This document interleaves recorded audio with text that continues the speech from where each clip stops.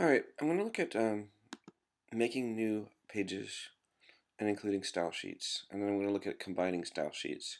So I'm just going up to the File menu, and I'm selecting New, and that brings up this New Document option. You want to make sure that you're on blank page and not in blank template. Blank template causes all kinds of other problems with what we're looking at here, and doesn't really make sense for what we're doing. So I'm going to start with a one-column fixed centered.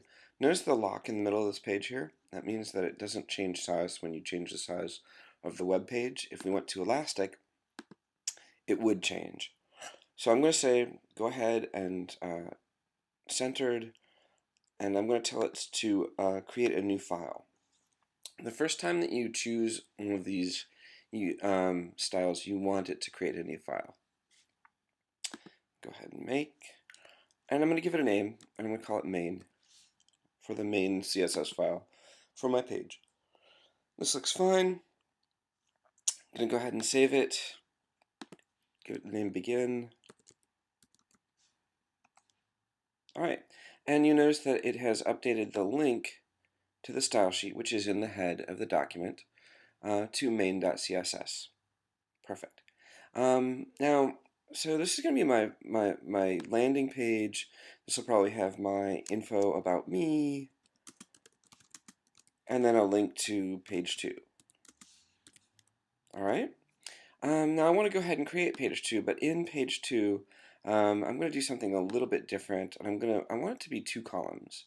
So I'm looking for a 2-column fixed with a left sidebar. And what this does is this creates this other area on the left-hand side, and I'm going to use that as a navigation. So this time what I'm going to do though is I'm going to tell it to add to the head. And what it's going to do is it's going to create all of the styles and drop them in the head of the document. Now, in actuality though, I don't want to leave these here. So what I'm going to do is select them all. So you'll notice I've selected all of the styles, and I'm going to cut it out of the page. And then I'm going to go ahead and just remove the extra stuff up here. This is just to make sure that it would run correctly in Internet Explorer 5. And frankly, I don't really care about that at this point. So I'm going to go ahead and tell it to save this as page 2. And you'll notice that all of the styles have disappeared. Now when I go back over to my begin page, I'm going to get into my main.css file, and at the bottom of it, I'm just going to paste all of that information. Now I want to point out something here that's really kind of interesting, is that I now have 2 body styles. Okay, I have this one, and I have the one that's up here. That could be a problem. If I change the one down here and I'm not aware of the one above it, I may have problems. I may think that it's broken. So I'm going to actually go ahead and delete one of them, and then save it. Now coming back over to this page 2, I want to link this style sheet back into it. So what I'm going to do is on my CSS styles tab, I'm just going to click the link button, and normally I would have to browse to it. It's not a big deal, and tell it OK. Now notice that all of my styles have come in here. Great.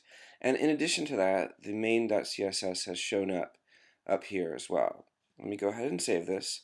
And then I'm going to jump into my style sheet really quickly. And in my body, I'm going to change the background, which is here actually, to green. Since this represents RGB, I'm going to go 006600 and save it.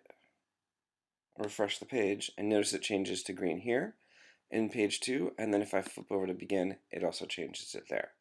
So I have 2 pages that are connected to the same page through one style sheet, and it's very easy, of course, to take and use my linking to go ahead and connect them through the links. It doesn't make any difference. All right.